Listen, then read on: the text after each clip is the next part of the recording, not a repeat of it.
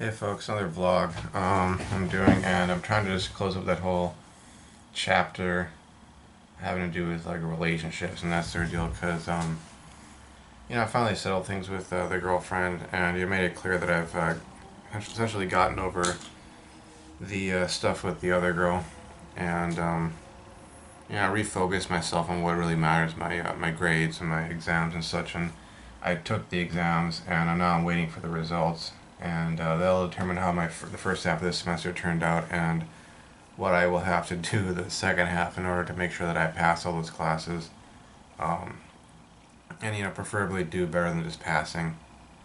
But all that being said, I told her that their life is their life and our life is our life, and I really don't care about her or the other girl. I mean, not my girlfriend. That I don't care about the other girl, and she's not part of the picture anymore. And I think the big break had to do with some stuff that other girl said in front of me, basically making it clear that either she is an out and out skank, or else she's just like an attention whore who's just trying to manipulate men and play with them, that sort of deal. And she's already gotten into some pretty major arguments with the boyfriend now, so I don't see them lasting that long because I know with every single relationship out there, there's the honeymoon phase, and there's the power struggle phase, and most relationships falter and die in that power struggle phase because people don't know how to compromise. They don't know how to find a middle ground where they can both feel fulfilled and free enough, but at the same time together. And like I said, they've already been having arguments, calling each other names and that sort of thing, which just doesn't bode well for a relationship. I know with my girlfriend, I never called her any names, and she's never called me any names. And the arguments we've had have been stuff that like adults argue over and things of that nature. And we've had a basic modicum or basis of respect for each other, and because of that, we're still together. It's been 3 years and 4 months, 4.5 months. Yeah, 4.5 months.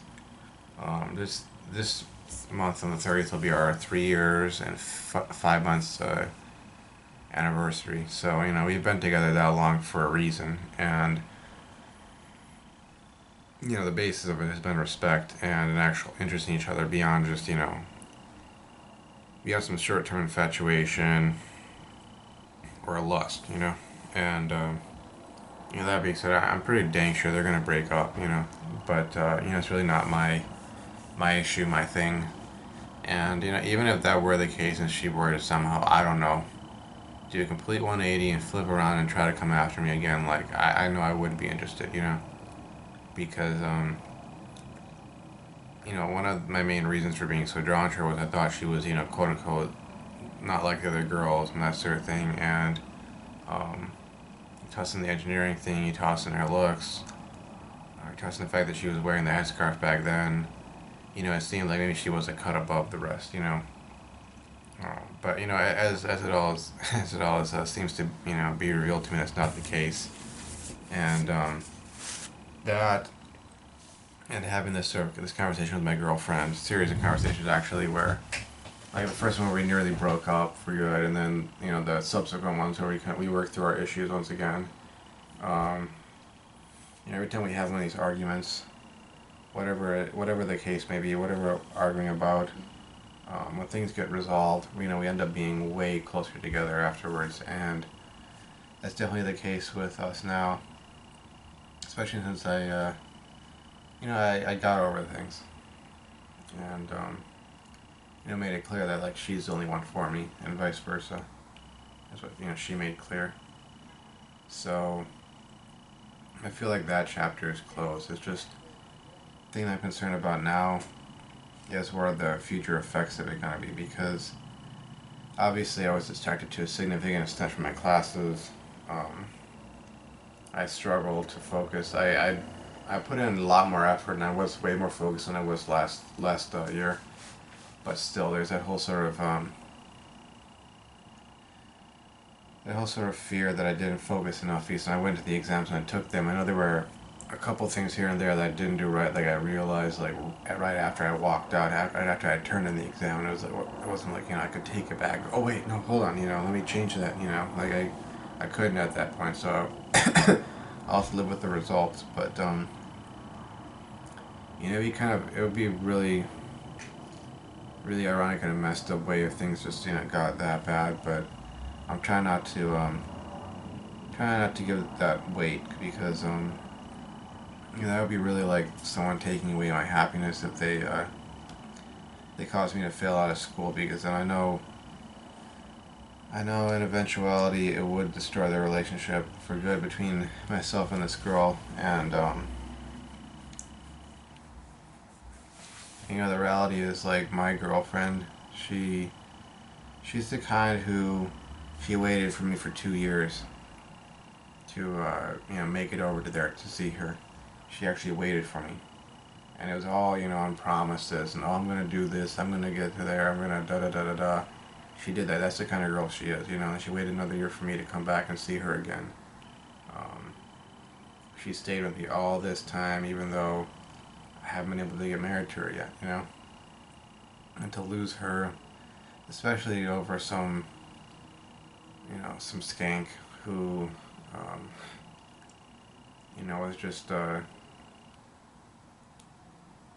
was just was just unhappy or miserable that I was happy, and that my girlfriend was happy, and that we were together. And that she couldn't have a guy like me, which is that case it wasn't like that she was into me, she was into the idea with me.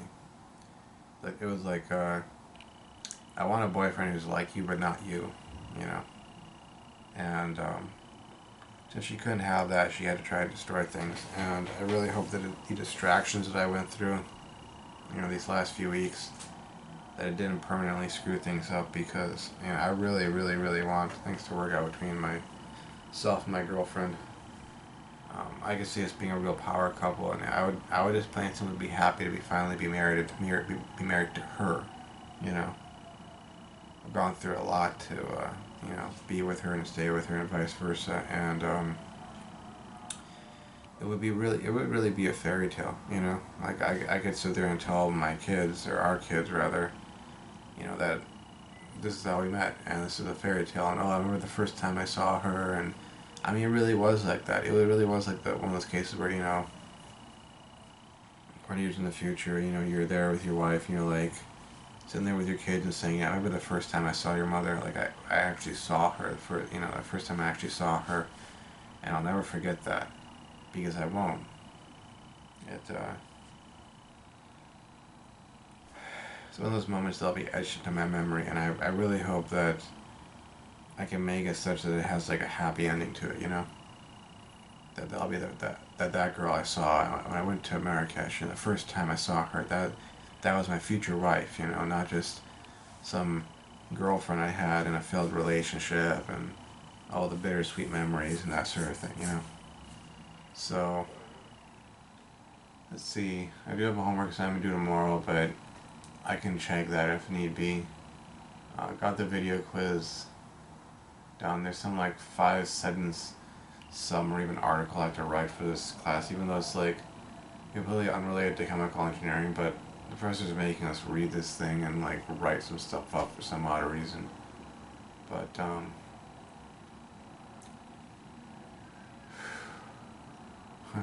coming up in my first month of being 31, and yeah, I don't know, guys.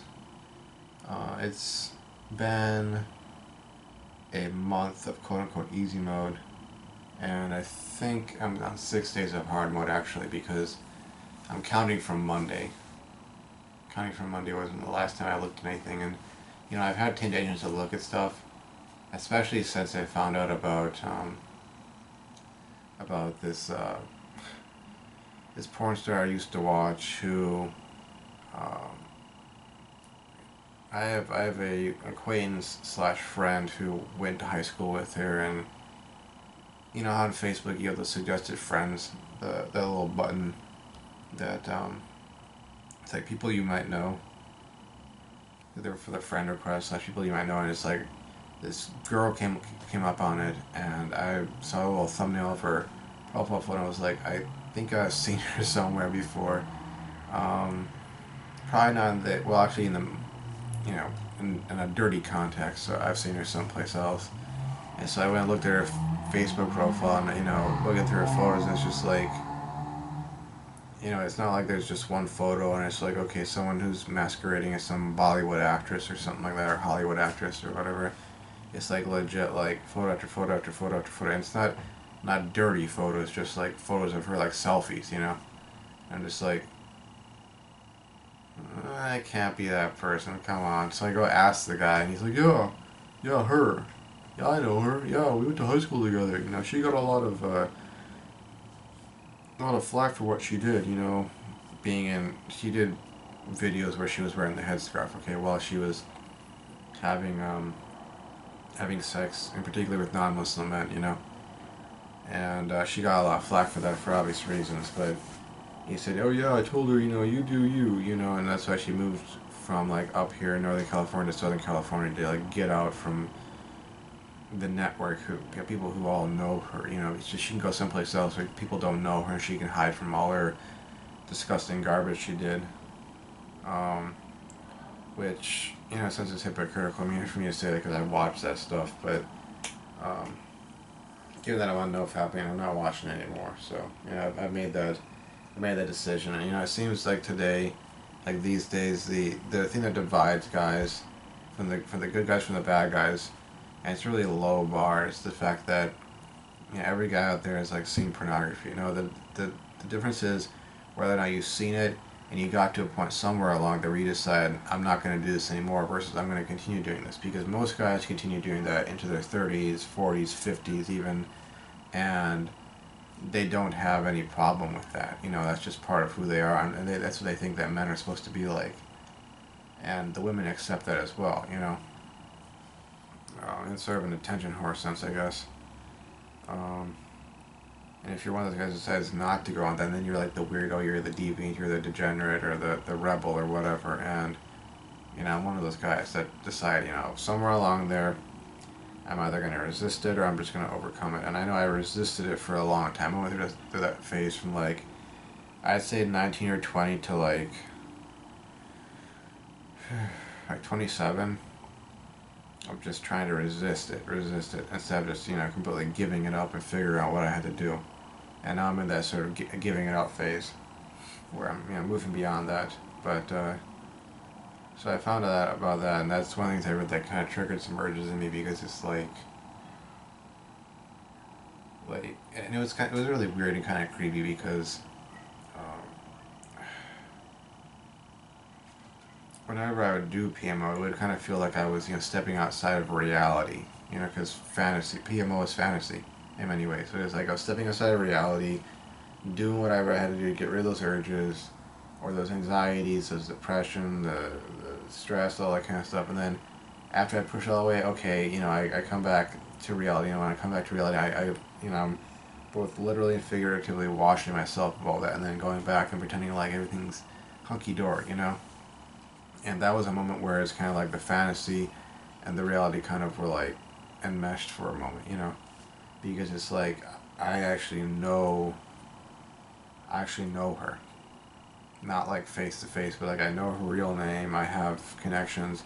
That guy even offered to hook me up with her, talk to her about me, and like introduce me, so to speak. And I turned him down right then and there. I was like, no, I'm just that. I was just I was making sure, if my eyes weren't deceiving me, But there was a moment there where, whether or not things would have actually gone anywhere, like I could have gone and done that, And this girl who did these videos, she's the kind of girl who, she basically helped this guy who, another one of my friends, his roommate was married at the time, and he was cheating on his wife with multiple women, and one of the women whom he was cheating on her with was this girl. I pointed out the Facebook profile, and he was like, wait, hold on a second, I know that girl. my roommate was cheating on his wife with her, you know, yeah, among other women, but that was one of them, you know, like I recognized that face, you know.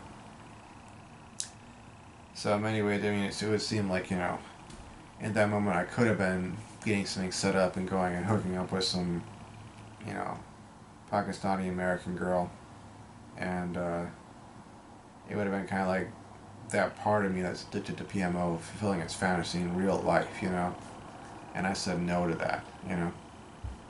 Um, Regardless of, you know, besides the fact that it'd be straight up cheating and just really messed up and wrong for me to do that, and it would be fornication and all those sorts of, you know, moral and ethical and emotional objections would be there. Other than that, you know, it was just a really weird experience because, you know, like I said, like, majority of the time this stuff is, you know, off there, it's off in Fantasyland. You go and you watch this, something you do when you're completely alone, bored, stressed out, anxious, depressed, whatever the case may be, and you're just trying to cope, you know, with the crappiness in your life, and you do that thing, and you try to come back to reality, and the negative effects of PMO is the coming back to reality part, you know.